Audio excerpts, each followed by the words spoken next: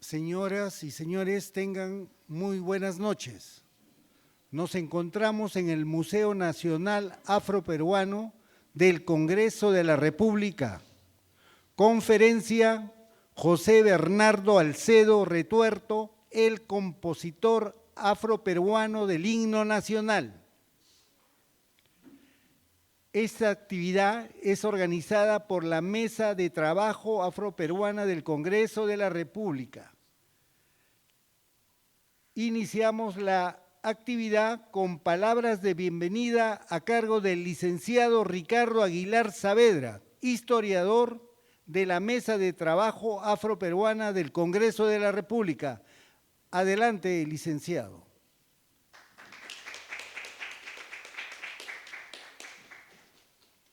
Bien, vamos a iniciar entonces con este conversatorio. Gracias a cada uno de ustedes por estar aquí en esta actividad en el Museo Nacional Afroperuano. Les queremos dar la bienvenida, le damos la bienvenida a nuestro expositor, Eduardo Torres Arancibia, a quien voy a presentar en unos minutos, pero básicamente quería robarles un par de ideas para comentarles el por qué hacer este tipo de conversatorios. Y me voy a remitir a un comentario que me hizo alguien que está aquí presente, que acabamos de conversar brevemente en el segundo patio, de que hay muchos personajes que naturalmente nuestra historia no reconoce. Y pienso que si como afroperuanos o cuando pensamos en el pueblo afroperuano, no pensamos también quizás en los que ya conocemos y no identificamos como afroperuanos, aunque como vamos a escuchar en esta noche, la partida de bautismo de Bernardo Alcedo lo marca él con la palabra contemporánea de mulato en esa época, donde ya nos da luces claramente que hoy podríamos llamarlo afroperuano. Entonces, esta conferencia, este evento, como muchos otros, trata de traer a nuestra historia a aquellos personajes que no siempre hemos reconocido. Esa es una de las tareas, una de las misiones fundamentales del Museo Nacional Afroperuano y de la Mesa de Trabajo Afroperuana del Congreso de la República. Por eso, en esta noche queremos empezar dándole la bienvenida a cada uno de ustedes a nombre de la congresista Marta Moyano Delgado como presidenta de la Mesa de Trabajo Afroperuana del Congreso. Y además decirles que este es un esfuerzo de reivindicar nuestra historia, de reescribir nuestra historia, porque siempre hemos escuchado sobre el himno nacional, pero muy pocas veces lo hemos escuchado con el subtítulo que el compositor afroperuano del himno es evidentemente eso, un afroperuano. Y con Eduardo vamos a dialogar y a conversar cuánto podríamos, sí o no, decirle afroperuano a Bernardo Alcedo, a pesar de que la marca de origen, podríamos decir, en ese momento lo marcaba como afroperuano. Entonces hay muchos aspectos biográficos, hay muchas idas y venidas del himno nacional que a veces no conocemos y pensamos que desde la época de San Martín hasta ahora no ha cambiado en absoluto. Yo creo que todo eso es parte también de la historia que venimos a proponer y a contar hoy de la mano de nuestro invitado, de nuestro expositor. Así que sin más, darles nuevamente la bienvenida aquí al Museo Nacional Afroperuano.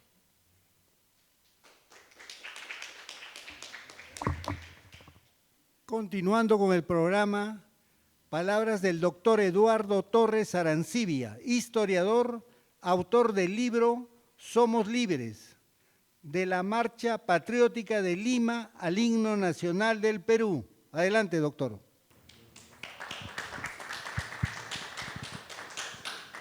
Le voy a robar la palabra un ratito a Eduardo, porque yo me olvidé de leer la sumilla.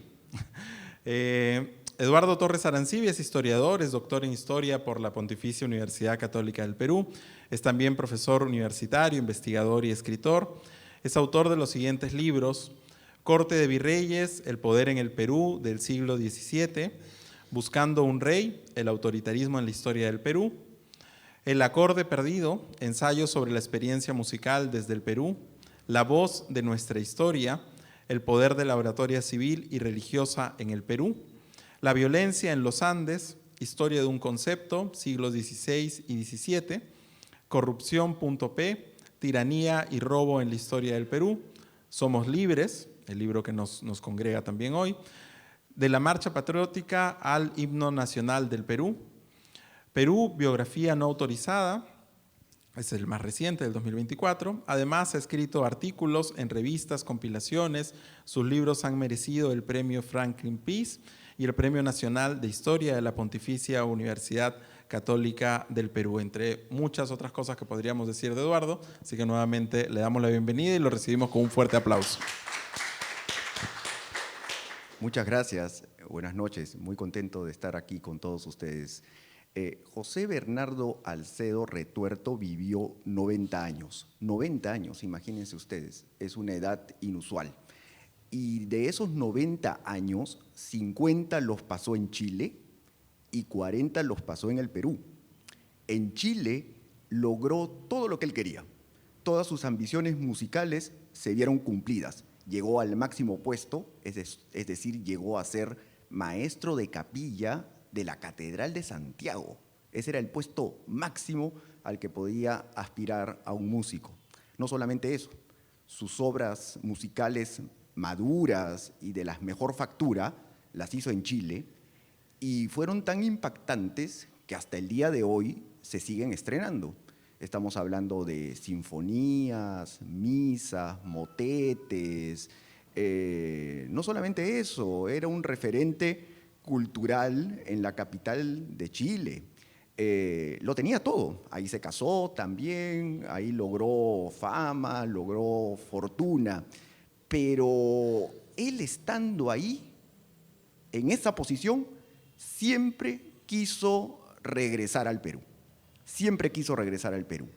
Y lo hizo unas 2, 3 veces. Y en todas, les debo decir con toda sinceridad, le fue mal. Él quería regresar y quería, pues, como todo ciudadano, conseguir trabajo y que le abrieran las puertas del mundo musical y que, pues, tal vez lo nombraran director de bandas del Estado, director del conservatorio, presidente de la Sociedad Filarmónica, y con justicia aspiraba a todo eso, pero no lo logró. Cada vez que él venía de regreso a su país, publicaba un aviso en los periódicos diciendo que él había regresado y que si por favor alguien lo pudiera contratar, pues qué bien, que podía dictar clases. Y en todos los avisos que él apuntaba, siempre señalaba, pues, que él era nada más y nada menos que el compositor del himno nacional, y no solamente el compositor del himno nacional, sino también de la más famosa de las canciones del siglo XIX, que era La Chicha. Pero aún así no le abrían las puertas, ¿no? Entonces, eso tiene que ver con un asunto que aquí voy a discutir con ustedes, que tiene que ver, creo yo, con un asunto muy espinoso que ha perseguido y persigue a nuestros compatriotas, ¿no? Aquí, en esta historia, voy a señalar algunos aspectos que no se suelen señalar cuando se habla, pues, de los próceres de la independencia o se habla de los personajes de la independencia, y que tienen que ver con, pues, racismo, marginación, desprecio, ¿no? Porque ciertamente José Bernardo Alcedo y Retuerto era un afrodescendiente. Su partida de nacimiento, su partida de bautizo, no había partida de nacimiento, su partida de bautizo, encontrada por un estadounidense hace ya bastante tiempo, y que no ha sido, pues, muy, ¿cómo se dice?, promocionada, dicha, discutida, no deja lugar a dudas. Él nació en 1788, de padre desconocido y de, creo que se señala, una negra liberta, ¿no? Entonces él estaba bajo la condición de mulato en esa sociedad estamental, porque él nació, como les digo, en 1788, es el virreinato, es una sociedad estamental, las categorías son de ese tipo, ¿no? Uno es mulato, uno es mestizo, uno es indígena, uno es cholo, uno es… En Chile le achacaban ser pardo, porque ahí al mulato se le dice pardo.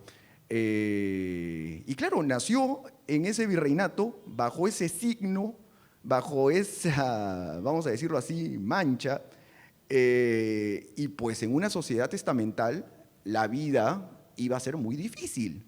Ciertamente, cualquier ascenso, cualquier ambición social iba a estar detenida por esa condición estamental. No había que darle vuelta a ese asunto, ¿no? En un libro, en el último libro que he escrito, cuando me tocó hablar sobre la independencia del Perú, yo señalaba que la independencia fue el momento de la gente de color marrón, porque creo que la independencia al sector que más benefició fue a ese sector mezclado fenotípicamente hablando, ¿no? El sector de los marrones, de aquellos que no se sabía si eran pues en verdad negros, como se decía en esa época, o si eran blancos, o si eran indígenas, estaban en una especie de gran mezcla. Y esa mezcla también era problemática porque era como estar en una especie de permanente paréntesis, en una especie de limbo, ¿no? Entonces yo me imagino a este niño José Bernardo Alcedo naciendo en una familia complicada. No se sabe si el padre era blanco. Algunos dicen que era mestizo, otros también dicen que era posiblemente afrodescendiente. Parece que era boticario, lo cual también abona en cierta manera esa idea de que podría haber sido afrodescendiente porque pues eran este tipo de oficios a los cuales se dedicaban los afrodescendientes. Recordemos a San Martín de Porras, ¿no? No se sabe. Tal vez era blanco o tal vez era más blanco de lo que uno esperaba. Lo que sí se tiene claro es que su madre, como les dije, era pues una negra liberta, ¿no? Entonces, él surgió en ese entorno y también, acá ya estoy haciendo una serie de conexiones de historia de la música, ¿no?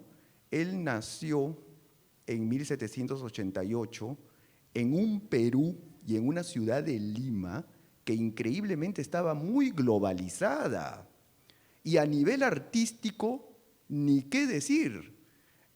Acá muy cerca, en el que ahora se llama Teatro Segura, era pues el punto neurálgico de la globalización musical. En ese teatro llegaban las obras, miren ustedes, del gran músico del clasicismo europeo, Joseph Haydn. Joseph Haydn era pues la estrella musical de ese momento. Era el músico, y miren ustedes, estamos hablando de un músico que ustedes tal vez conocen por ser de música clásica, pero en esa época decir música clásica era decir la música más popular del mundo. Entonces sus sinfonías, sus cuartetos, sus oratorios, sus canciones se esparcían por el mundo a través de piratería, a través de la venta de partituras. Él era la estrella monumental de la música global. Sus partituras se iban por Europa del Este, se iban llegaban a España, de España se iban a Centroamérica, a México, a Arequipa, a Santiago, a ¿cómo se llama? Buenos Aires, y era el músico que deslumbraba. Es que suena difícil de creer que cuando uno dice música popular uno imaginaría, pues la población afrodescendiente pues hace música popular en el siglo XVIII y debe estar bailando landó, festejos, tocando el cajón, y eso no es así. Lo que se llama música popular en el siglo XVIII es popular porque encanta a la élite y encanta a los sectores de abajo. Entonces, eso es lo interesante. Y había un género que emocionaba a todos, que quisiera hacer una investigación sobre eso, la estoy haciendo, pero va a demorar. En Lima todos morían por el género llamado tonadilla. La tonadilla es como una pequeña ópera, de duración muy breve, unos 20 minutos, y con tema muy gracioso, con tema en donde pues, la gente se burlaba de la sociedad, era un género muy pícaro, que incluía danza, era lo que deslumbraba a los limeños en la ciudad. ¿Y qué pasa con la tonadilla? Que la tonadilla recogía toda la influencia de los clásicos europeos, ¿no? Mozart, Haydn, y todo ese estilo llegaba acá. Alcedo debe haberse quedado deslumbrado con ese ambiente sonoro, y él debe haber dicho, yo quiero ser músico.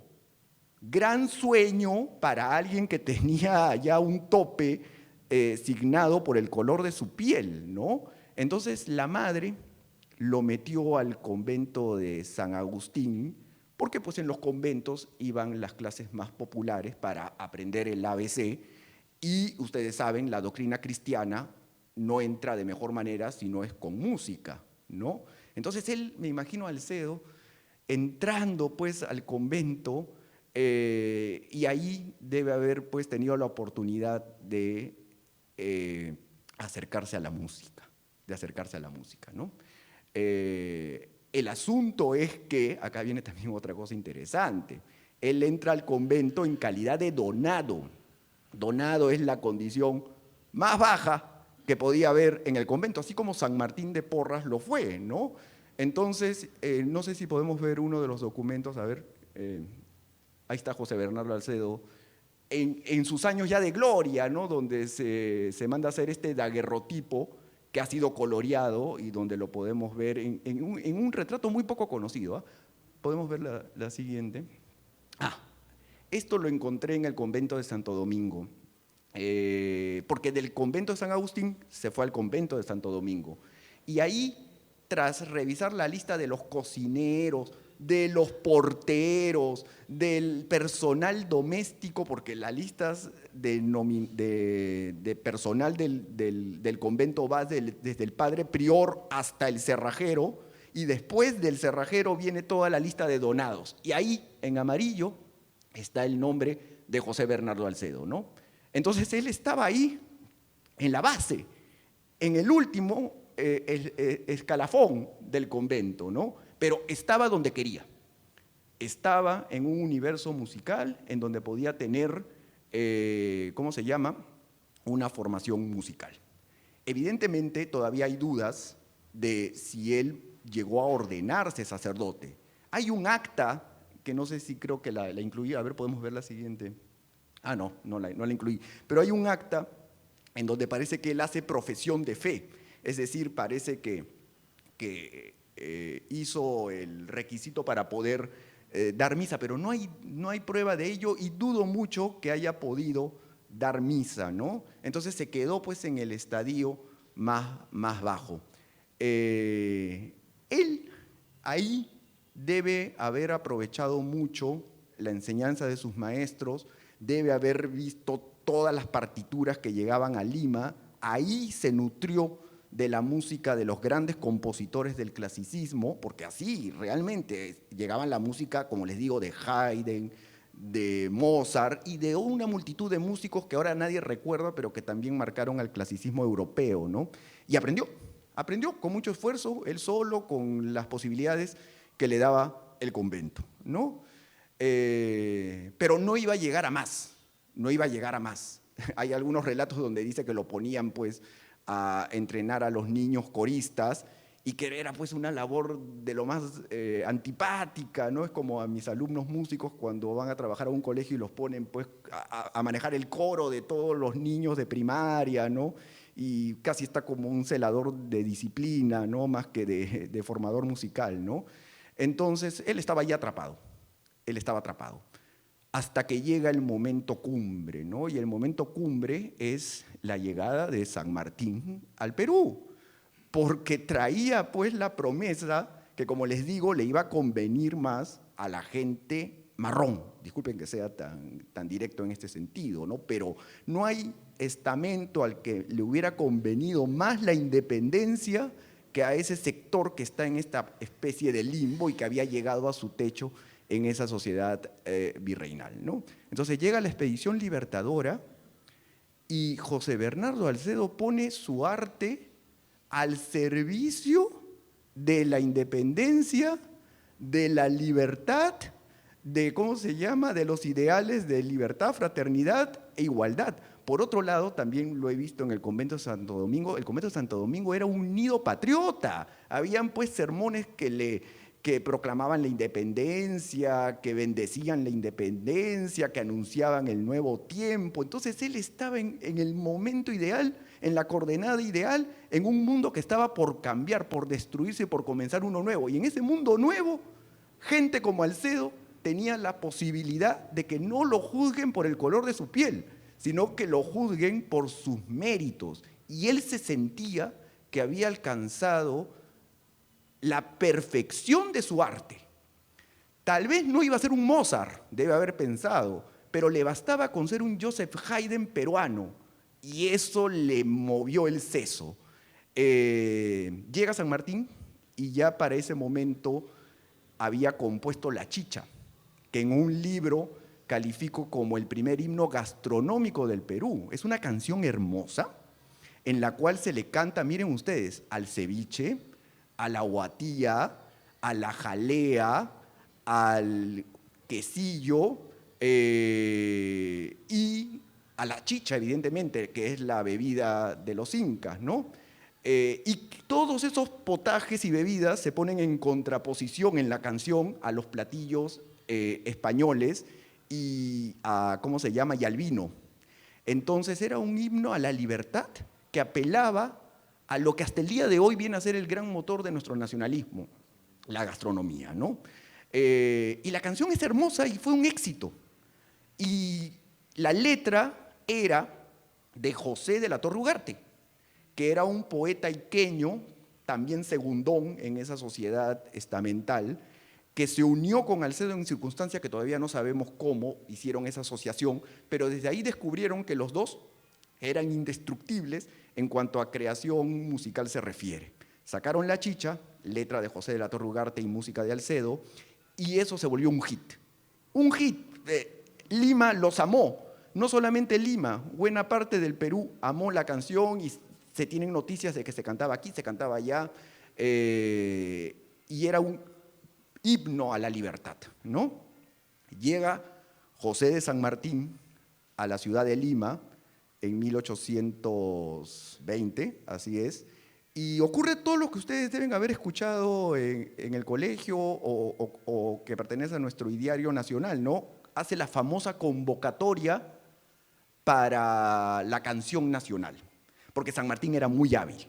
San Martín era un marquetero de la política increíble. Él se dio cuenta que podía ganar corazones y mentes más con los símbolos que con la acción guerrera, ¿no? Entonces el rojo y blanco, la bandera, la escarapela, el primer escudo, y evidentemente se necesitaba una canción. Porque él venía con toda la impronta de la Revolución Francesa. La Revolución Francesa se vendió con mucha música. Es increíble la cantidad de música que surgió en ese periodo, ¿no? La Marsellesa, para empezar, ¿no? Entonces, él sabía que necesitaba un hit musical. Y para eso hizo una convocatoria como ustedes la conocen. Es decir, queremos convocar a las más grandes inteligencias musicales del Perú para que presenten una obra que le canten a la libertad, ¿no? La ciudad en esa época era un desastre. Lima era una situación de guerra, había una peste, los músicos habían dejado la ciudad, se habían escapado. Todo el mundo le tenía miedo a San Martín, no es la idea que nos han querido vender, en que todos recibieron alborozados al Libertador. Era una ciudad sitiada, en caos terrible, y el concurso parece que nadie se presentó. Tuvo que haber una convocatoria nueva, ahí se presentaron 6 músicos. Y Alcedo presentó 2 obras.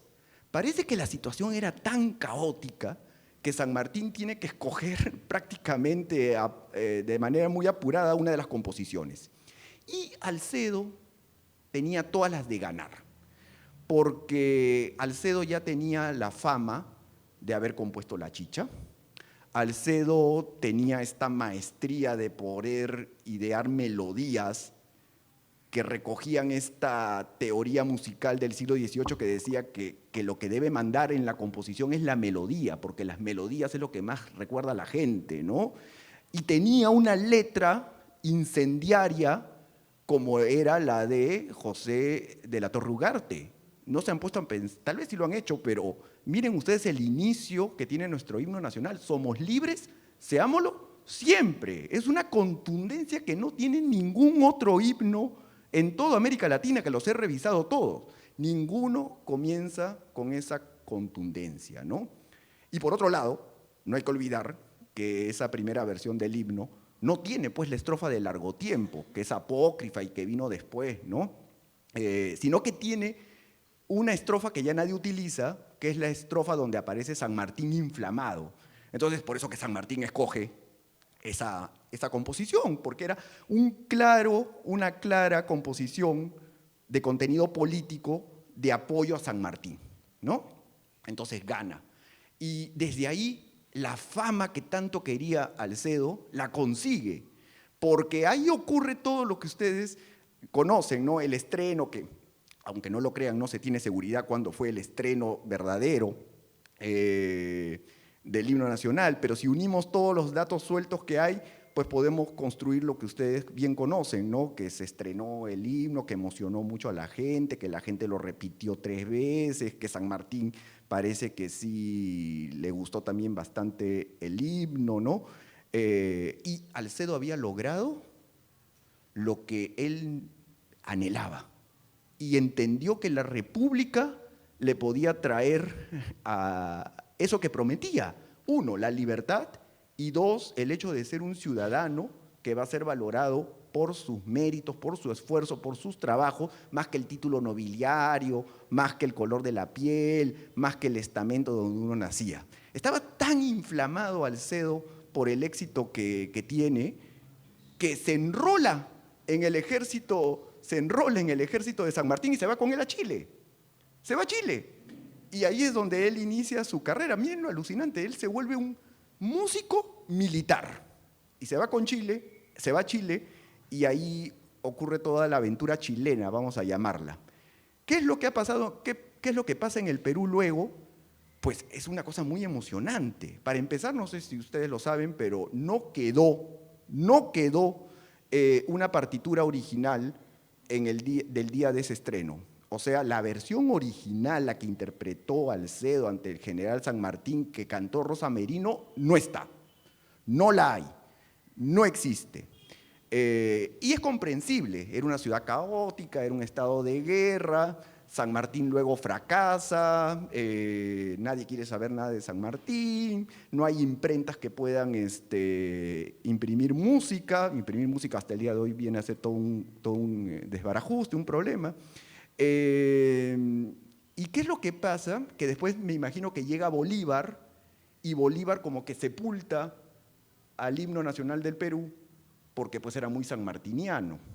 Entonces ahí como que hay un espacio por llenar. ¿Qué sonó frente a Bolívar? Tengo algunas teorías que después se las puedo comentar. Pero después cuando se va Bolívar, el himno regresa, pero ocurre algo que le va a doler mucho a Alcedo, y después de eso nos vamos a enterar en el futuro. La gente hacía lo que quería con el himno. Salían versiones piratas, alteradas, no tanto en la melodía. La melodía es lo que todos ustedes pueden silbar, y yo y todos los que puedan silbar podemos retener de nuestro himno. Más bien me estoy refiriendo al acompañamiento, al ritmo, a la velocidad, a los instrumentos. Todo ahí parece un caos sonoro, un desastre, y cada quien sacaba su partitura, ¿no? Entonces ahí, cuando ya Alcedo ve que eso está pasando, y en uno de sus regresos al Perú, decide que llegó el momento de poner orden, porque pues él era el compositor de esa música y quería en cierta manera pues el rédito con toda justicia de ser reconocido como el compositor. Y ahí viene un momento bastante acre, amargo, molesto, ¿no? Y es que él llega y tiene una polémica terrible con un músico sueco, porque recuerden, en el siglo XIX, sobre todo en los tiempos de la República, al Perú llegaba mucho músico extranjero que quería pues fundar la música en el Perú, refundar la música en el Perú, porque querían ganar dinero, porque veían que el Perú era una oportunidad dorada, porque el gobierno siempre le da importancia a los extranjeros, y sobre todo si son artistas extranjeros que vienen ellos con un currículum. Y ahí había un músico sueco llamado Carlos Eklund. Y Carlos Eklund, cuando llegó aquí al Perú, le pidió a los peruanos que por favor le den todas las composiciones que sean peruanas para él hacer una especie de gran álbum y arreglo de todas las músicas peruanas, porque parece que encantaba esa idea del músico extranjero de venir, y cual, pues no sé, preantropólogo quería recoger todas las composiciones del pueblo para después hacer arreglos, ¿no? Era una cosa muy propia del romanticismo del siglo XIX, ¿no? Entonces Eklund sacó una versión del himno, ¿no? del himno del Perú, un arreglo del himno del Perú. Y cuando llega Alcedo, se da una discusión terrible a través de las páginas del diario El Comercio, ¿no? Eklund fue bastante cruel, ¿no?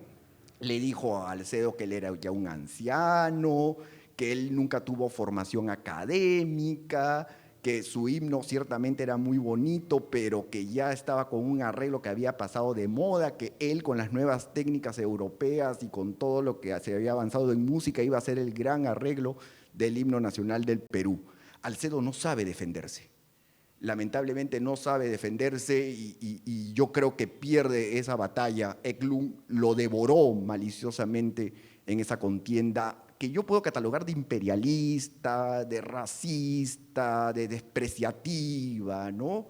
Entonces eso le dolió mucho a José Bernardo Alcedo. Y ya ni qué decir de lo que les decía, que en cada llegada que él venía al Perú, la gente no le daba los réditos que él quería que se le dieran con justicia. Y yo creo que acá viene el otro asunto. Y el otro asunto es que le persiguió durante toda su vida esto del color de la piel. Y es bastante doloroso que lo diga porque en la romantización que nosotros hacemos de la historia, esto se suele olvidar, ¿no?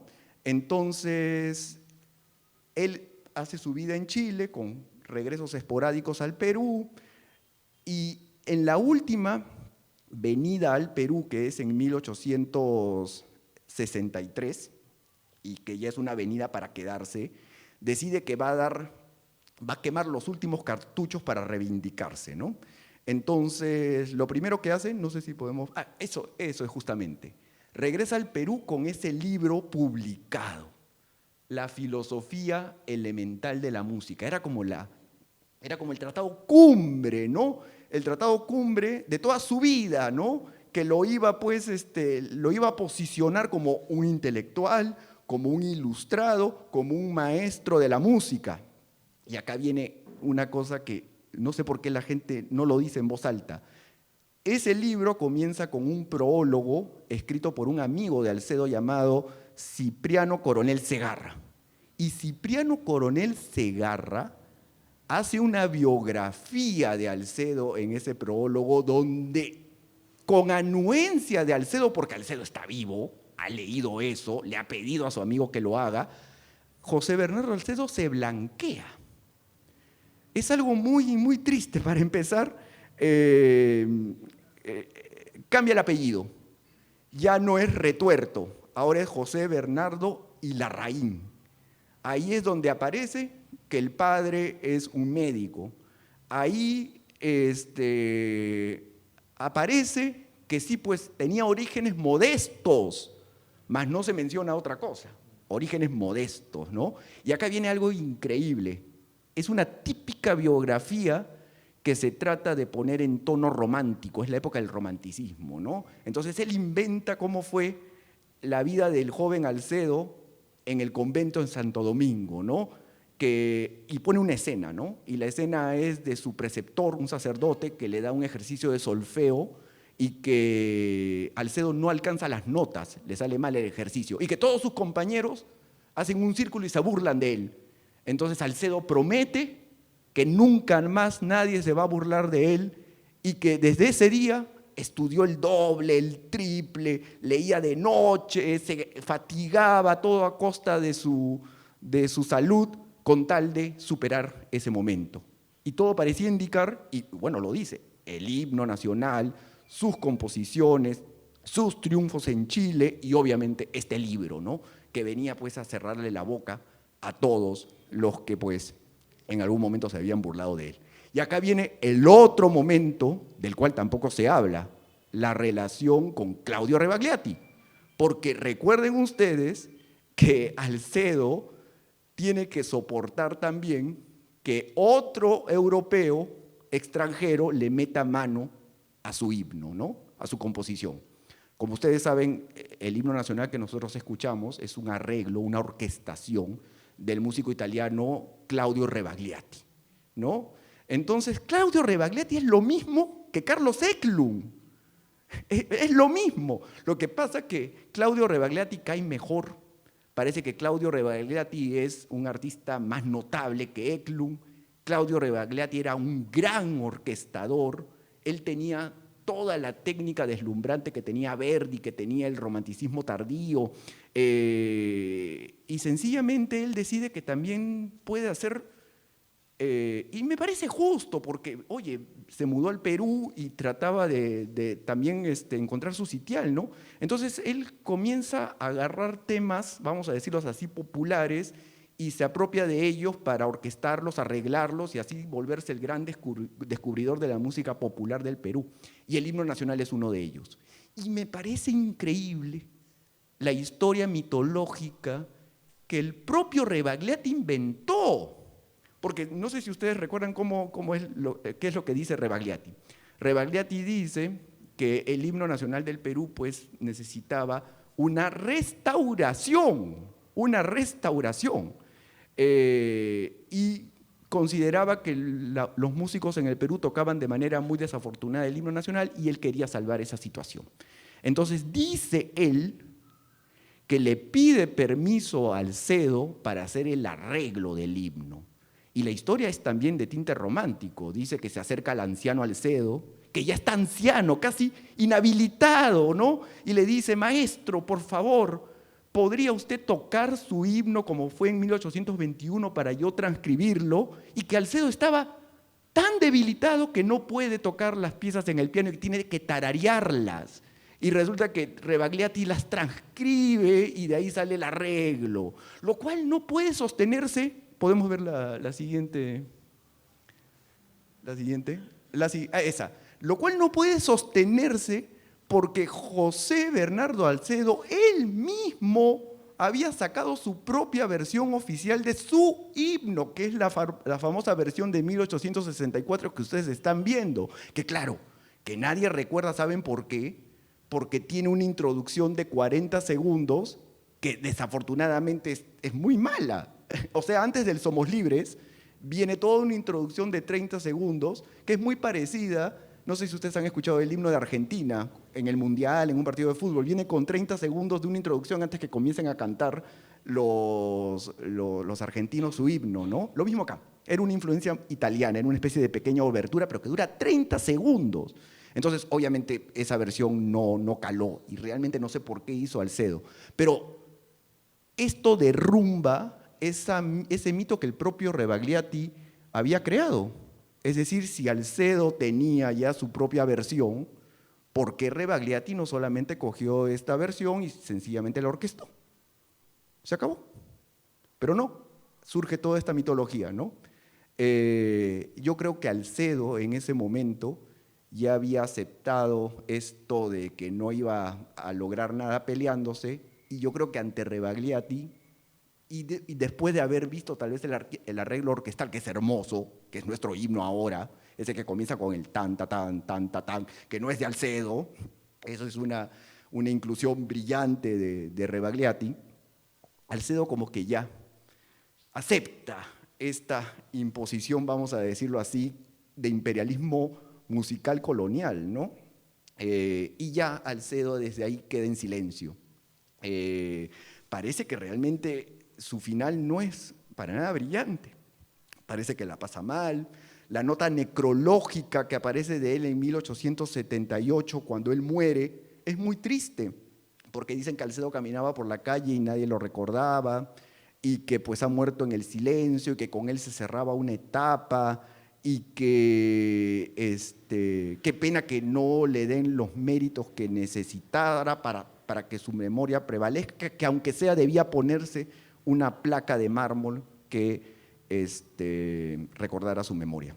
El caso es que con el tiempo Alcedo ha triunfado, ¿no? Porque cada vez que nosotros entonamos su melodía, en verdad está resucitando 1821. En realidad está resucitando la misma persona de José Bernardo Alcedo con todas sus ambiciones, que son también las ambiciones de todos los peruanos que queremos pues libertad, igualdad, fraternidad, ciudadanía, que se nos juzgue por nuestro currículum, por nuestros méritos, más que por otra situación. Entonces, ahí está el himno nacional del Perú y ahí está el éxito de Alcedo, ¿no? Más allá de sus arreglos, de sus orquestaciones, de las minucias que a la final les quedarán, porque la melodía es la que manda, según la teoría del clasicismo que decía que era lo único que llegaba al corazón.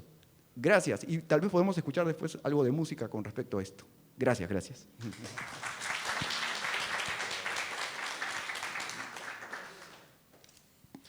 Bien, podemos tener pase a unas cuantas preguntas, si te parece bien. Si hay alguna pregunta en la sala, pueden levantar la mano. ¿Alguna pregunta, comentario sobre lo que nos ha vertido aquí Eduardo? Tal vez podríamos escuchar la versión. Sí, claro. Sería interesante escuchar la versión. Ya, a ver, primero aquí y luego Rosita. Como yo soy afrodescendiente, no necesito micro, pero de todas maneras.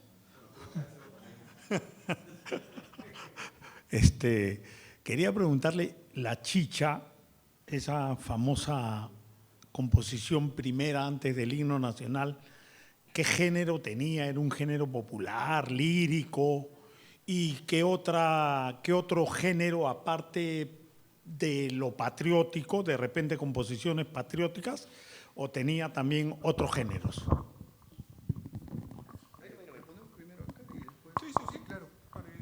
Muy buena pregunta, porque es algo que siempre les pongo a mis alumnos. Yo les enseño a músicos, ¿ya?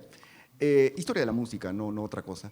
¿Y qué ocurre? Que ellos se quedan sorprendidos cuando se trata de decir qué es música peruana, ¿no? Entonces, cuando se pone el rubro música peruana, uno se imagina pues un huayno, un festejo, música criolla, pero después yo les digo, pero el himno nacional del Perú no suena ni a un huayno, ni a un landó, ni a un festejo, ni a música criolla. Es música clásica italiana.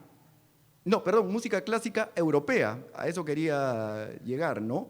Entonces, el tema más popular del Perú es música clásica europea, con influencia de Mozart y de Haydn. Y esta es la música popular del Perú. Con respecto a la chicha, lo mismo.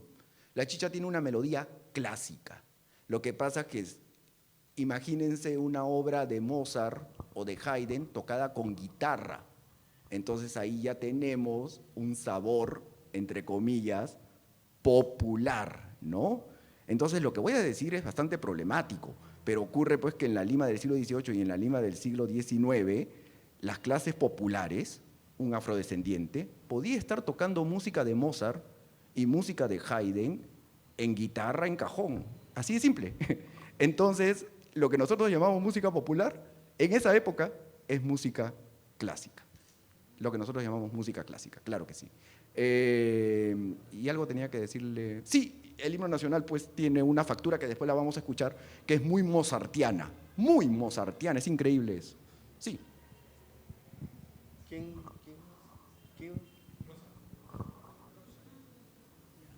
Buenas noches.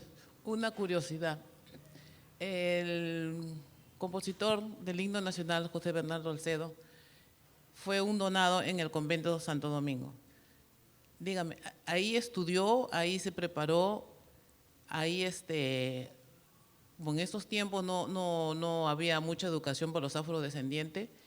Yo quisiera saber si es que él recibió toda su educación en el convento Santo Domingo. Y con respecto a su éxito en Chile, quisiera saber si los chilenos le tienen algún reconocimiento a Bernardo Alcedo allá en Chile, si hay algo que lo reconozca ahí como afrodescendiente y compositor exitoso en Chile. Efectivamente, desde el virreinato, desde que llegaron los europeos y los españoles al Perú, le dieron mucha importancia a la educación de las clases, de los estamentos bajos, indios, negros. ¿Por qué? Porque la educación no se entiende como se entiende ahora. La educación también es enseñar la doctrina católica, ¿no? Entonces, eso lo tenían muy claro los europeos, ¿no? Entonces, los indios y los afrodescendientes tenían una educación básica, La educación básica la daban los curas, ciertamente, ¿no?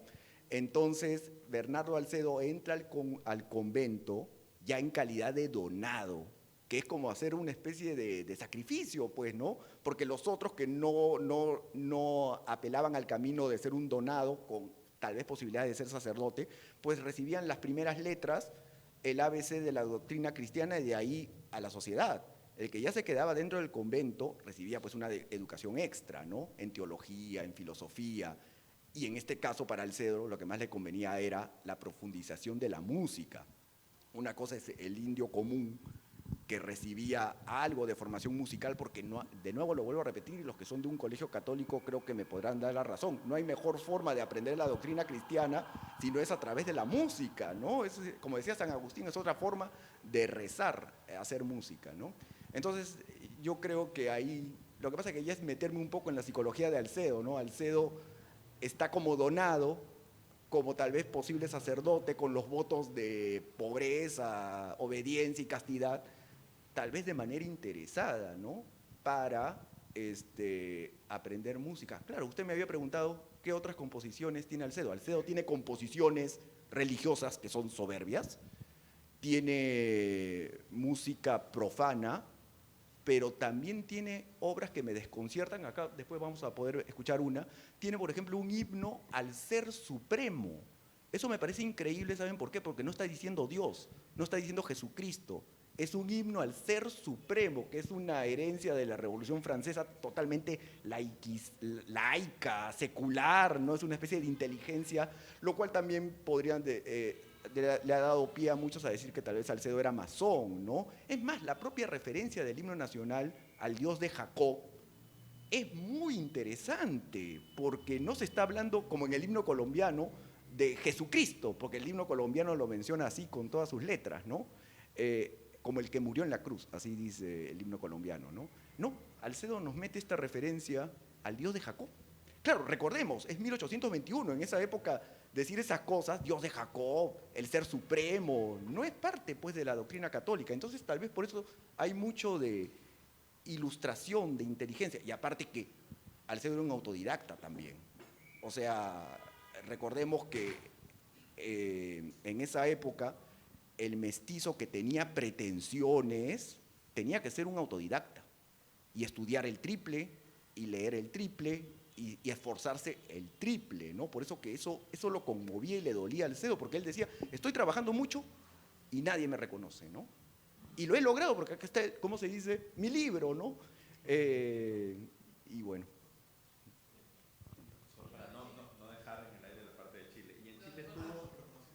Me parece increíble que los historiadores que más han estudiado a José Bernardo Alcedo son chilenos. Son chilenos. Los libros más interesantes, con la información más moderna, con el análisis de sus obras y con el estreno de sus obras, son chilenos. Y en Chile, yo me acuerdo el artículo de un musicólogo chileno llamado José Manuel Izquierdo, que se llama La apoteosis de un músico pardo. 2 puntos, José Bernardo Alcedo. Es imposible comparar la producción peruana que hay con respecto a Alcedo y su obra musical con la que tienen los chilenos. Es increíble, increíble, increíble. Y que creo que el propio Alcedo lo dijo también en esos términos. A ver, dígame, ¿sí? ¿El compositor Bernardo Alcedo se llegó a casar? Sí, se llegó a casar. Se casó con una chilena y no tuvieron hijos. No tuvieron hijos, ¿no? Y es muy poco es lo que se sabe de eso. Que sepamos, claro. Porque, bueno, sí, pues son otras épocas, claro. Sí. Buenas noches, buenas noches. Disculpe, quería hacerle una pregunta, doctor Eduardo.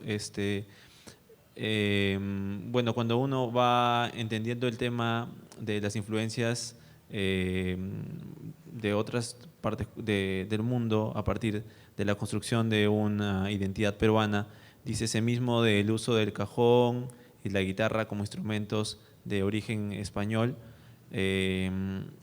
Nace aquí tal vez una una confusión, ¿no? Porque podría tomarse como parte misma de un proceso previo a la globalización que empieza a ocurrir a partir de la intrusión del imperialismo en el mundo.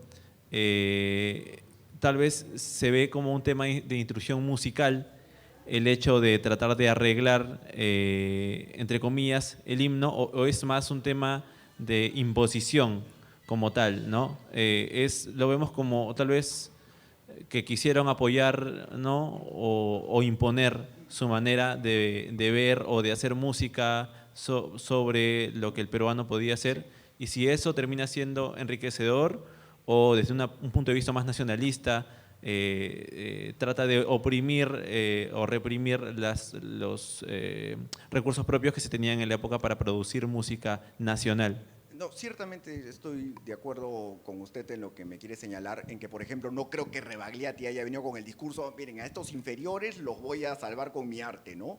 Pero yo creo que sí hay cierto paternalismo, el mismo paternalismo que tuvieron los primeros antropólogos y etnomusicólogos europeos a fines del siglo XIX, que es voy a salvar la música de los pueblos primitivos, ¿no? Y en este caso Alcedo no era un indígena primitivo, ¿no? Era más bien un músico que tal vez el europeo lo vería como desfasado, atrapado en el clasicismo, ¿no? Totalmente ya marginal, y que él venía pues a modernizarlo, ¿no? Ese creo que es el rollo. Mismo rollo que tuvieron los primeros etnomusicólogos que hablaban de folclore, que hablaban de pueblos primitivos, de músicas indígenas, ¿no? Y esos mismos antropólogos después se desconcertaban cuando pues veían que lo que se llamaba música popular pues no tenía nada ni de huayno ni de música indígena, ¿no?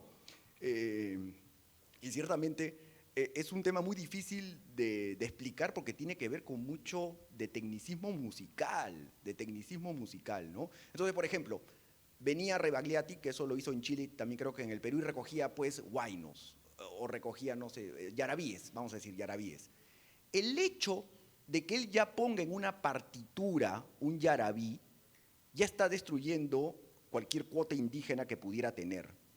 Porque en el mundo andino, y corríjanme ustedes que tal vez lo sepan mejor que yo, en el mundo andino la música es letra, danza y melodía al mismo tiempo, no se pueden separar.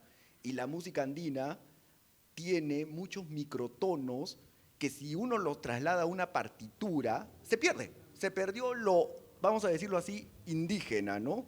Entonces yo creo que estos europeos, músicos europeos, venían con esa lógica en la cual tal vez hemos caído nosotros, ¿no? Vamos a salvar la música de los pueblos indígenas, y al momento de salvarla, estaban construyendo algo nuevo, pues al momento de ponerlo en un do, re, mi, fa, sol, la, si. No sé si me dejo entender, es algo muy, muy complejo, ¿no? Muy complejo de decir. Por otro lado, en cuanto a instrumentos, bueno, pues, ¿qué sería del huayno sin el saxofón? El saxofón es un instrumento de 1844, inventado por un belga, y ahora es parte pues de la música del Valle del Mantaro sin ningún problema, ¿no? Entonces, son problemas demasiado complicados, ¿no? Y no sé si me estoy metiendo en problemas. Claro que sí. Sí, a ver. Sí, buenas noches, escritor, historiador Arancibia. Yo quería hacerle una consulta porque en el colegio a nosotros nos han enseñado otra historia. A mí, por lo menos, yo pensaba que el compositor era un hombre de clase media alta, ¿no? Pero acá nos dicen que su papá ha sido una eminencia, un médico. ¿Qué de cierto sería eso?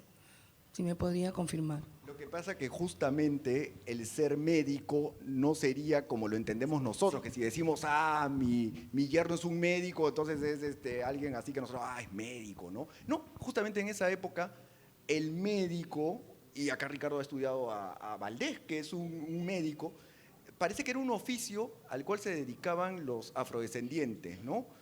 Entonces, San Martín de Porras, ¿no? Era barbero, era boticario, era, entre comillas, médico, ¿no? Y era como un oficio menor, como también los músicos. Entonces, por ejemplo, los testimonios que han sobrevivido ponen a la población afrodescendiente como muy musical, pero los ponen como musicales en el sentido peyorativo, son muy bullangueros, ¿no? Entonces, los amos dejaban la casa y los negros aprovechaban para hacer una mega fiesta, ¿no? Claro, ¿qué sonaba en esa fiesta? No se puede decir. Alguien diría, ah, están tocando pues música afro. Y festejo, lo dudo. Yo creo que estaban tocando música haydniana, música europea, con instrumentos de acá, con técnicas de acá, tal vez con algún rezago que haya venido de ¿cómo se llama?, del África, sin lugar a dudas, ¿no? La cumbia, pues nos dicen que el término viene del cumbé, y que el cumbé es un baile que yo sí he rastreado en partituras españolas que están poniendo en este ejercicio de música clásica un ritmo que ellos querían representar como bárbaro, ¿no? Tener como una especie de ironía, ¿no? Acá necesitamos una música desordenada y bárbara. Ah, bueno, pongamos esta música que es de negros y pongámosle pues para que la gente se dé cuenta que aquí se está tocando música primitiva, ¿no? Entonces, regresando al tema, ¿no? Los oficios que parece que estaban reservados para la población afrodescendiente eran boticario. Tal vez cuando ella era un boticario más importante entraba en la categoría de médico, aunque creo que Valdés sí logró, llegó a ser cirujano por San Marcos, ¿no? Ah, médico, claro que sí, eso ya fue, pero en 1816, cuando ya era pues este mundo ya preliberal, vamos a decirlo así, ¿no? Sí, claro. Buenas noches, doctor Torres. Gracias por su exposición, ha sido muy interesante escucharlo. He escuchado respecto al himno, o de repente es lo que percibo, un poco que usted ha mencionado que los 30 primeros segundos del himno, como que le ha resultado como ciertamente aburrido, ¿no? O bueno, es mi apreciación. Lo que quiero saber es si del propio Alcedo, él en algún libro, de repente de sus propias palabras, dijo, o en todo caso, dio el significado de todo su himno, porque claro, no solamente son las letras, ¿no? Usted acaba de mencionar que es la melodía también, y si yo hago una analogía, ¿no?, con otras obras, como bueno, de Vivaldi, por ejemplo, ¿no?, yo podría inferir, ¿no?, que hay un significado, ¿no?, de repente de esos 30 segundos justamente. Y sería interesante saber, ¿no? Si es bueno, debo hacer una aclaración. Los 30 segundos que me parecen muy aburridos son los de la versión de 1864, que si tenemos acceso a YouTube podríamos ponerlos, ¿no? Porque rompen toda la belleza inicial que tiene el himno antes del Somos Libres, que esa entrada es alucinante, ¿no? Somos libres, seámoslo siempre. No, ahí hay 30 segundos que pierden la emoción. Y sí, es verdad, Alcedo habla sobre cómo debería ser un himno. Para empezar, Alcedo dice que el himno debería ser una pieza rápida, emocionante, que pueda hacer que la gente se levante para ir a la batalla a luchar por la libertad. Ese es el carácter que debe tener el himno. Por eso todavía me sorprende más que Rebagliati haya hecho lo que Alcedo consideraba que era una aberración, porque él escribió sobre eso. ¿Cuál es la aberración que hace Rebagliati? Que el Somos Libres es brillante y después la parte de la estrofa es pesada y lamentosa, ¿no?, para entonar el largo tiempo. Entonces, eso le parecía inadmisible a Alcedo. El himno debía tener la misma velocidad, la misma emoción, nunca cambiar de, no sé cómo llamarlo, tempo, sí, así es, efectivamente. Entonces, tal vez podríamos escuchar, lo que pasa que hay, el asunto de este libro que salió publicado en el 2021, es que a mis manos llegó una partitura manuscrita, fue un regalo, fue increíble, uno de los mejores regalos que me han hecho. Entonces yo, indagando sobre esa partitura manuscrita, vine a descubrir, y es lo que sostengo en este libro, que es la versión más antigua del himno nacional, tal vez datada en 1840, y sobre esa versión yo creo que la partitura recogía una versión más antigua, más cercana a 1821, versión que, como les conté, no se cuenta con ella, no hay una partitura. Y cuando ustedes la escuchen, van a sentir que estamos ante una pieza que alguien podría decir que es de Mozart, ¿no? Porque tiene ese estilo, esa velocidad, esas características armónicas que tal vez los músicos que están acá podrían darnos alguna razón sobre ello. No sé, ¿la podríamos escuchar? Buenas noches. Un ratito, si me permiten, una pregunta. Sí, claro. Dicen que el himno nacional, cuando se compuso todo lo del himno nacional, no incluía lo de largo tiempo. ¿Qué de cierto eso? No, totalmente cierto, porque el largo tiempo, el peruano oprimido, sale de otra canción patriótica que es hermosa, por cierto, que es muy hermosa. Y todo parece indicar que fue escrita por un argentino, lo cual también desbarata esa idea que creo que manejaba Juan José Vega, que el largo tiempo se incluyó como una especie de homenaje a la población afrodescendiente que buscaba la libertad. No, sale de una canción que está publicada, muy famosa, sin música, solamente la letra, y el largo tiempo está ahí. ¿Cuándo se metió al himno? Lo más probable es que se haya metido hacia 1830, y ahí se quedó. Y se quedó pues hasta el segundo gobierno de Alan García. ¿Y qué pasa? Que la letra original también ocurre que tal vez tenía solamente 3 estrofas, y otra de las teorías que manejo es que yo creo que también José Bernardo Alcedo, que tenía pretensiones de poeta, creo que también metió mano en los poemas de José de la Torre Ugarte, y sacó 6 estrofas, ¿no? Y claro, como José de la Torre Ugarte se murió primero, entonces no tenía quien protestar, ¿no? Entonces, acá, esta es mi página web. En esta página web mía, ustedes ponen Eduardo Torres Arancibia y los lleva a mi página web. Ahí tengo una sección de música y ahí está colgada la partitura que me regalaron y que yo creo que es la versión más antigua de nuestro himno, y también hay mucho audio y de mucha música que voy encontrando, música histórica, que yo hago algo que es muy así, un trabajo que me deja ciego, ¿no? Transcribo las partituras en programas informáticos y me emociona mucho porque la música revive, ¿no? Y aquí tenemos la versión que esta vez sí le pedí a una cantante que ahora es más o menos famosa, que si pudiera cantarla, ¿no? Entonces, a ver, podemos escuchar tal vez esa versión.